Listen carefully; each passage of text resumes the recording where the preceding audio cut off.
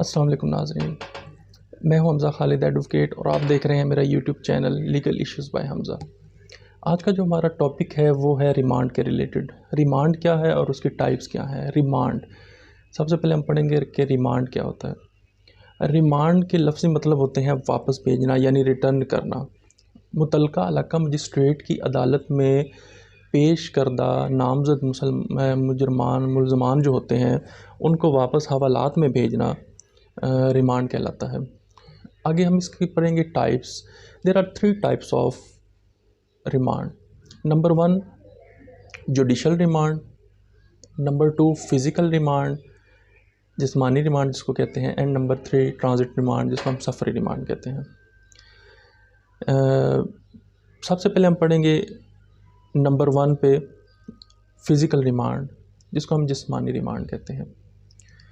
ज़ाब्ता फ़ौजदारी के सेक्शन 154 के तहत FIR का इंदराज किया जाता है और क्रिमिनल प्रोसीजर कोड के सेक्शन 61 के तहत इन्वेस्टिगेशन ऑफिसर जो है वो उसकी ज़िम्मेदारी होती है कि वो मुलज़म को 24 घंटे के अंदर अंदर इलाका मजिस्ट्रेट के सामने पेश करेगा।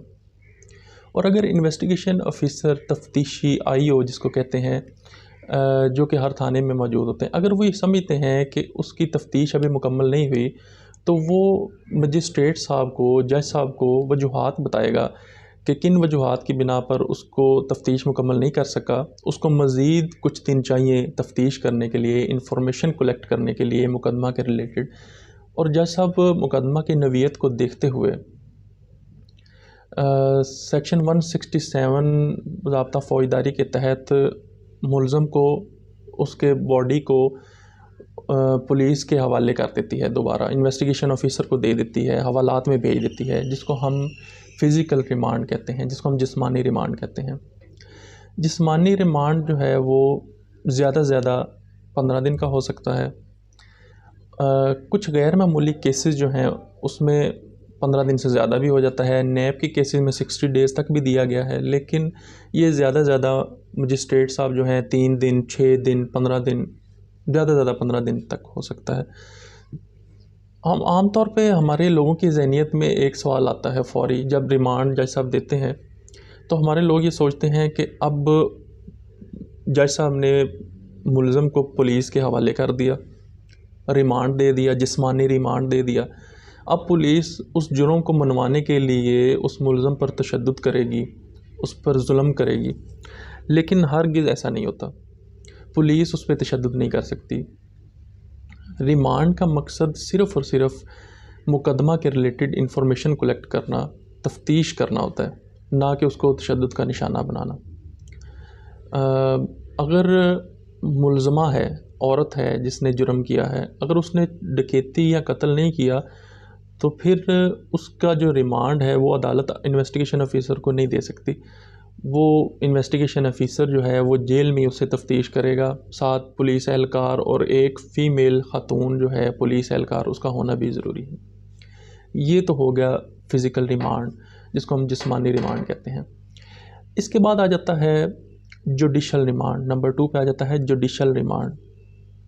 जुडिशल रिमांड क्या है कि मुलज़म की गिरफ़्तारी के बाद ज़ाब्ता फ़ौजदारी के सेक्शन 173 के तहत इन्वेस्टिगेशन ऑफिसर जो है, जो IO होता है, जो तफ्तीशी होता है, उसको 14 दिन के अंदर अंदर, जिसमें हम मज़ीद 3 दिन ऐड करते हैं, जो चालान होता है केस के रिलेटेड वो अदालत में उसने पेश करना होता है, चाहे वो चालान मुकम्मल पेश करे या नामुकम्मल करे। लेकिन तफ्तीशी की ये ज़िम्मेदारी है, इन्वेस्टिगेशन ऑफिसर की ये ज़िम्मेदारी है कि वो 14 दिन के अंदर अंदर उस चालान को मुतलका इलाका मजिस्ट्रेट के सामने पेश किया करना होता है। चालान में केस की तफसीलात और मुलज़म से तफ्तीश की सूरत में सबूत वगैरह इकट्ठे हुए होते हैं, इनकी तफसीलात दर्ज होती है। चालान पेश होने पर अदालत उस फ़ाइल में देखती है जो उसने पेश किया होता है कि आया कि ये मुलज़म ने वाकई ही कोई जुर्म किया है। अगर वो देखती है कि जो है मुलज़म उसने जुर्म नहीं किया तो वो उसको डिस्चार्ज कर देती है, वो बरी हो जाता है।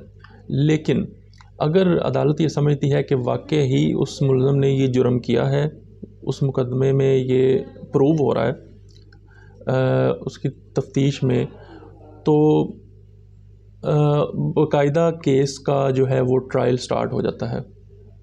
इस दौरान मुलज़म को ज़ाब्ता फ़ौजदारी की दफ़ा 344 जो है उसके तहत पुलिस की हिरासत से उस मुलज़म को ले लिया जाता है और जेल में भेज दिया जाता है। अदालत में केस चलने के दौरान जो वो मुलज़म होता है जो जेल में भेज दिया जाता है, वो जितना अरसा उस जेल में रहता है उस अरसा को हम जुडिशल रिमांड कहते हैं। यानी हम आम लफ्ज़ों में अक्सर हमने सुना होगा कि मुलज़म जो है वो जुडिशल हो गया। उसका मकसद यही होता है कि जो मजिस्ट्रेट साहब हैं वो जब ये देखते हैं कि वाकई इसने जुर्म किया है, तो वो ज़ाब्ता फ़ौजदारी के सेक्शन 344 के तहत पुलिस से उस मुलज़म को बरामद करती है, उसकी हिरासत से लेके जुडिशल कर देती है, यानी जेल में भेज देती है। और फिर वो मुलज़म जो है जेल में जितना अरसा गुजारता है, उस दिन से लेकर आज के दिन तक जितने दिन होते हैं वो जुडिशल कस्टडी में रहता है, जिसको हम जुडिशल रिमांड कहते हैं। और अब नंबर 3 पे आ जाता है ट्रांजिट रिमांड, जिसको हम सफरी रिमांड कहते हैं। ट्रांजिट से आप इसको याद रखने के लिए आप ट्रांजिट यानी ट्रांसपोर्ट, सफरी, सफ़र, इससे भी आप याद रख सकते हैं। मुलज़म जो है एक बंदा है, उसने जुर्म किया, वो अपने शहर में उसने जुर्म किया, उस शहर को छोड़कर वो कहीं दूर चला जाता है, किसी और शहर में इतना दूर चला गया, पुलिस ने उसको पकड़ लिया। अब वो इतना दूर जा चुका था कि उसको 24 घंटे के अंदर अंदर मुतलका इलाका मजिस्ट्रेट के सामने पेश करना नामुमकिन था। पुलिस क्या करती है, पुलिस जो है वो उस मुलज़म को, उस मुजरम को उधर से पकड़ेगी जिस इलाके से उसने उसको अरेस्ट किया, और उसी मुतलका इलाका मजिस्ट्रेट के सामने उसको पेश करेगी, जहाँ से वो गिरफ़्तारी और उसका सफरी रिमांड जो है ट्रांजिट रिमांड लेगी और वापस अपने ही इलाके में आके मुतलका इलाका मजिस्ट्रेट के सामने उसको पेश करेगी। इस रिमांड को हम ट्रांजिट रिमांड यानी सफरी रिमांड कहते हैं। उम्मीद करता हूँ कि आपको रिमांड और उसके टाइप्स